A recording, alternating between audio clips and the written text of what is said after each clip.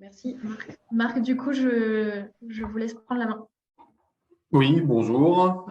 Donc, comme Stéphane et Cécile qui m'ont précédé, moi je vais vous parler d'intervention sur la renouée asiatique et je vais être clair dans la terminologie. Les deux techniques que je vais vous présenter sont des techniques qui ont été utilisées pour éviter la dissémination de la renouée, mais en aucun cas l'éradication ni l'élimination totale. Donc, je vais commencer par la présentation. Donc, je fais partie de la société Idéverdé, qui est un grand groupe européen qui est spécialisé dans l'entretien et la création d'espaces verts, ludiques et sportifs, mais qui a aussi, de par sa construction, qui en France, c'est 50 agences. Chaque agence a ses spécificités, ses domaines de compétences. Et dans les domaines de compétences qui sont développés depuis quelques années, il y a tout ce qui concerne le génie écologique, la prise en compte de la biodiversité, puis le respect des écosystèmes.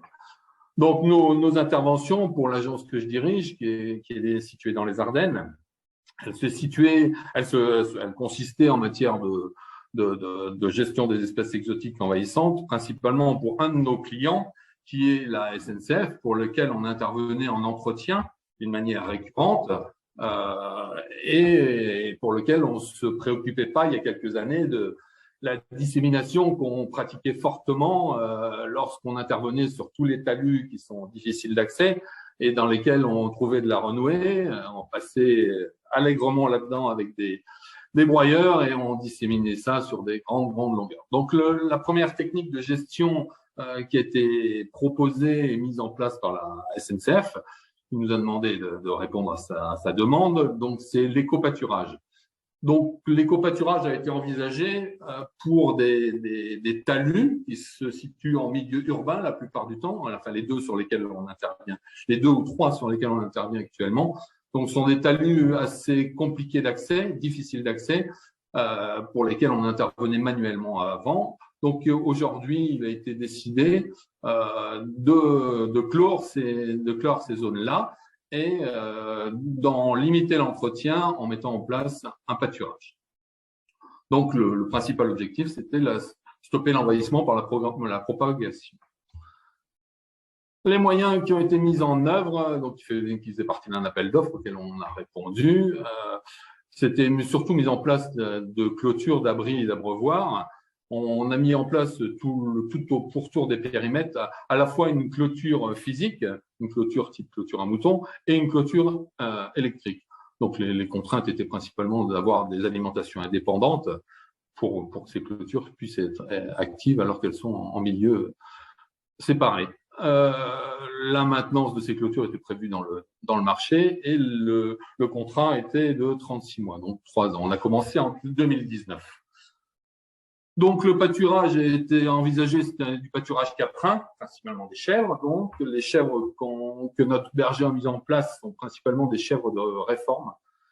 Le berger avait à sa charge le transfert des animaux, un passage hebdomadaire de surveillance, également une astreinte 24 heures sur 24, 7 jours sur 7, mettre en place tous les équipements d'élevage et d'abreuvement des animaux et le suivi vétérinaire pendant les 36 mois sur lesquels on a intervenu pour la SNCF.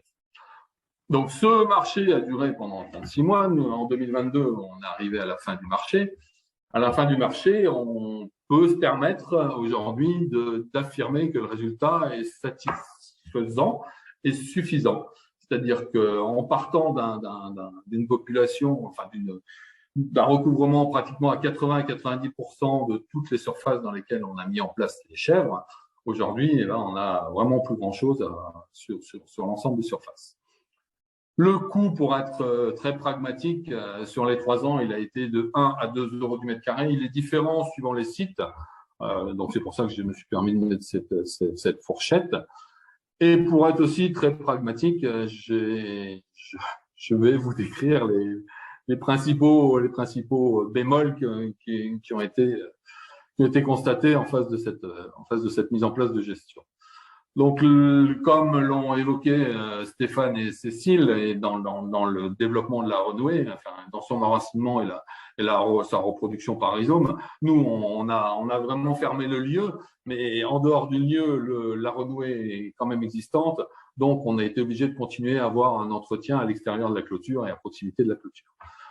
La clôture électrique également nous a posé un problème et finalement, on l'a enlevée parce qu'elle ne donnait pas l'utilité à laquelle on l'avait prévu à l'origine.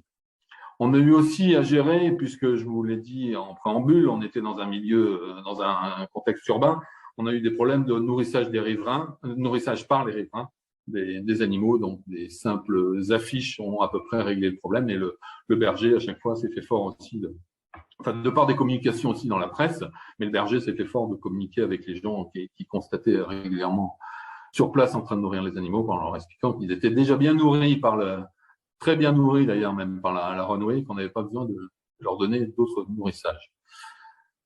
Le suivi du berger nous a apparu aussi vraiment impératif. Hein. On a eu quelques petits loupés, mais sur l'ensemble de la durée, il y en a eu très peu, mais vraiment un passage journalier, voire tous les 2 jours, est vraiment impératif.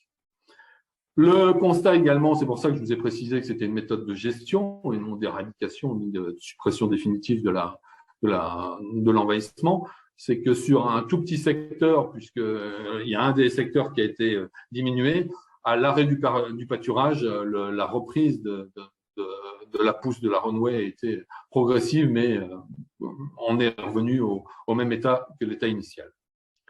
Dans les petits essais auxquels on s'est livré aussi, on a essayé de mettre aussi des ovins, enfin quelques moutons, mais les moutons n'ont été efficaces et n'ont été attirés que par les jeunes pousses, alors que les chèvres nous assurent la consommation de l'entièreté des parties aériennes des végétaux.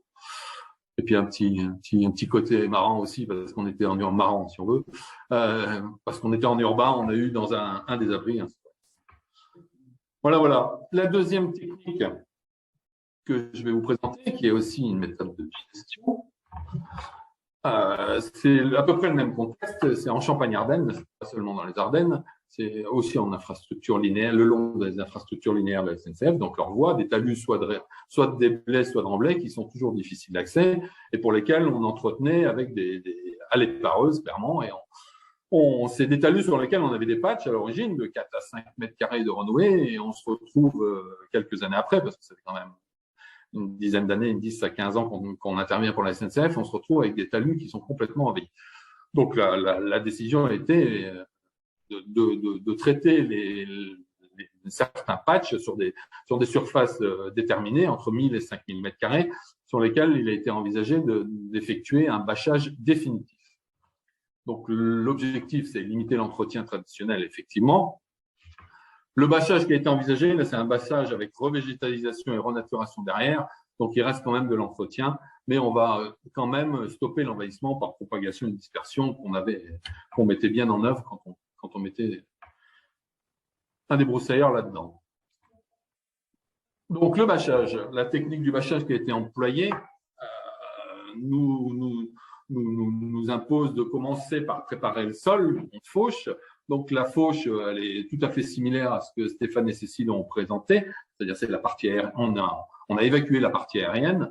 La partie aérienne, de la même manière que Cécile et Stéphane, elle a été mise en mid-bag, séchée. Et pour nous, dans les Ardennes et en Champagne-Ardenne, on a la chance d'avoir pas mal de méthaniseurs qui nous prennent les renouées, donc on a pu les mettre en méthanisation. Le géotextile non tissé qui est utilisé, il y en a plusieurs sur le marché actuellement, je ne peux pas de pub ni pour l'un ni pour l'autre, il est épais et spécifique. Il est perméable à l'eau, à l'air et aux nutriments. Donc, il permet aussi que la végétation choisie qu'on va installer ultérieurement sur la bâche ou sur la nappe puisse trouver nourriture et aération de son système racinaire. Ce qui est important dans la mise en œuvre de cette bâche, c'est si on veut éviter l'expansion du patch, c'est d'être très vigilant sur la partie périphérique. Donc, c'est aller de 2 à 3 mètres au-delà du patch qui est rencontré, réaliser des ancrages de bonne qualité et de bonne profondeur, donc 30 à 50 cm de profondeur, au-delà des 2 à 3 mètres, Si on a plusieurs bandes, il faut envisager la soudure des bandes ou le collage par adhésif. Bien s'appliquer lors de la mise en œuvre, hein, c'est-à-dire que la bâche soit le plus possible plaquée bien contre le sol existant, et recouvrir correctement la terre végétale. Donc, on recouvre selon les situations horizontales ou pentues, entre 20 et 30 cm de terre végétale. Et comme le petit schéma vous le montre en bas à droite, quand on se retrouve en situation un peu pentue et un peu difficile, il y a des systèmes de rétention de la terre par technique qui nous permettent d'avoir quand même une terre végétale qui tient sur la bâche. Les 20 cm de terre végétale saine, bien sûr, qui sont remis sur les patchs qui sont traités, nous permettent de mettre en place une renaturation choisie, principalement herbacée, hein, puisqu'on n'a que 20 ou 30 cm. On pourrait en mettre plus, on pourrait envisager une autre style de végétation, mais il faudrait garantir un support beaucoup plus important à la végétation qu'on met. Mais pour l'instant, toutes les expériences qu'on a réalisées pour la SNCF, c'est avec 20 cm de terre végétale. Les petites choses qui restent en plus, donc c'est l'entretien. Il faut assurer le maintien de l'entretien de couvert végétal qu'on a mis en place quand on a ressemé par-dessus. Il faut venir l'entretenir. Mais vu qu'il est choisi, on peut choisir un cortège de graminées, de légumineuses qui soient facilement entretenables. Il faut surveiller également le percement, c'est-à-dire que l'erreur est humaine. Il peut rester à un endroit un percement de la bâche. Il faut savoir que la renouée a cette faculté de trouver la faille. Donc, au moindre petit trou de 5 à 10 mm, on peut avoir des percements. Aujourd'hui, j'ai pas suffisamment d'antériorité sur la réalisation pour vous dire si on a des traversées. Là, on vient de finir les deux plus grands patchs. On a remis en place la terre végétale, c'est végétalisé, on n'a aucune repousse pour l'instant. Et éventuellement, il y a un suivi qui a été convenu avec la SNCF, c'est l'arrachage de repousses périphériques au-delà du patch qu'on a traité pour s'assurer que la zone dans son ensemble est traitée durablement.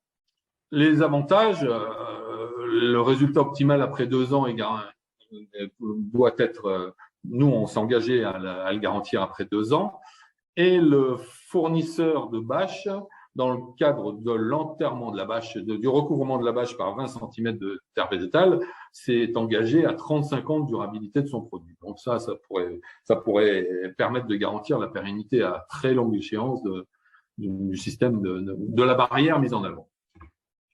Les inconvénients que je me permets d'aligner à date, à aujourd'hui, c'est un coût élevé, hein. On est entre 30 et 60 euros du mètre carré. C'est la mise en place de cette technique se fait beaucoup plus efficacement et d'une manière rentable sur un site linéaire. Venir faire des patchs de 30 à 40 mètres carrés, c'est pas envisageable. De 100 mètres carrés, ça commence à être envisageable, mais il faut vraiment être dans du linéaire avec une topographie pas trop compliquée, pas trop cahoteuse ni chahutée. Et la nature aussi du sol, hein, on peut pas mettre en place cette technique dans un sol caillouteux. Bien traiter la périphérie de 2 à 3 mètres au-delà de la bâche. Donc, sur un des sites, on s'est aperçu qu'on a été un peu léger dans la largeur et les repousses périphériques sont assez importantes. Et je l'ai précisé en préambule, c'est une technique de gestion et non d'éradication définitive.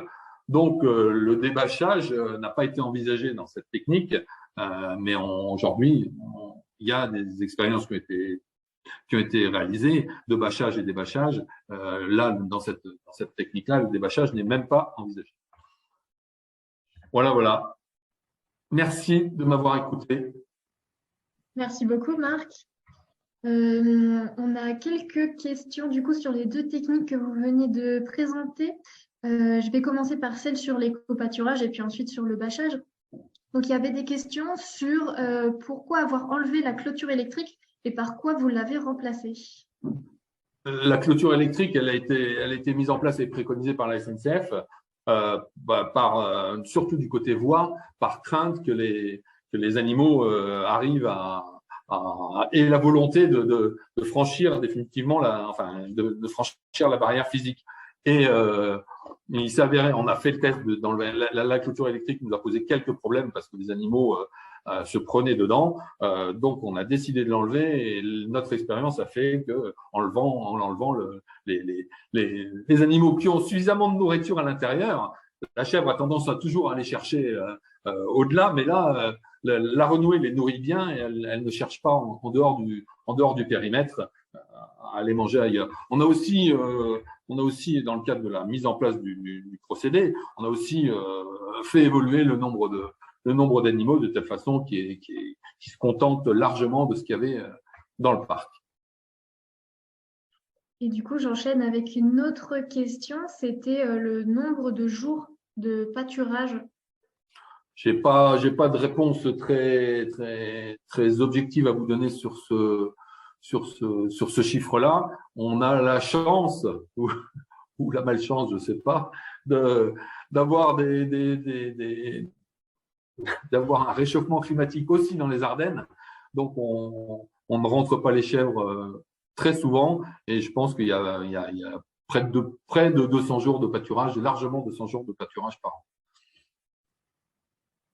Ok, merci. Ensuite, il y a, du coup, je lis les questions un petit peu en même temps. Donc, combien de rotations sur la parcelle s'il y en a eu?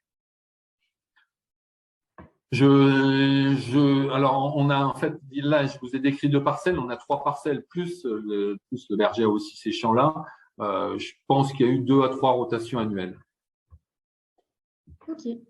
Et puis, la dernière question sur l'éco-pâturage, c'était de savoir si il y avait eu un suivi sanitaire. Bah oui, le berger assurait la totalité du suivi sanitaire de ces animaux. Le suivi au niveau digestif, effectivement, le berger, à l'origine, avait peur que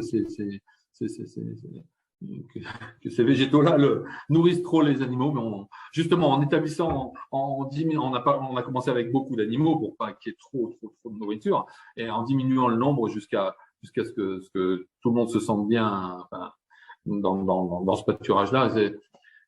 On n'a eu aucun problème digestif des bêtes dans ces pâturages-là. Ok, super. Du coup, j'enchaîne avec les questions sur le bâchage. Donc, il y a notamment des questions sur le géotextile au niveau de l'épaisseur utilisée. C'est plutôt son grammage qu'il faut donner. C'est un géotextile en polypropylène à 300 grammes mètre carré.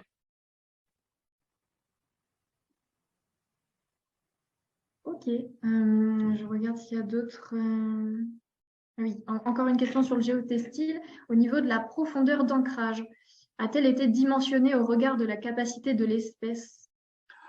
Là, dans la mesure où on essaye de prendre 2 à 3 mètres au-delà du patch, de la tâche identifiée, on part du principe que pour que le géotextile tienne, on va entre 30 et 50 cm, mais on est parti du principe aussi qu'à l'endroit où on fait l'ancrage, il n'y a plus de renouée, il n'y a plus de système racinaire ni de rhizome de renouée. On va 2 à 3 mètres au-delà de la tâche.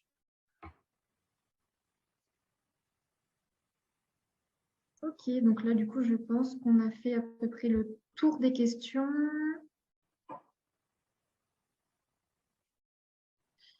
Une dernière question sur cette technique. Quel a été le devenir du volume de terre déblayé mais contaminé avant la pose du géotextile? À aucun moment on a enlevé la terre contaminée.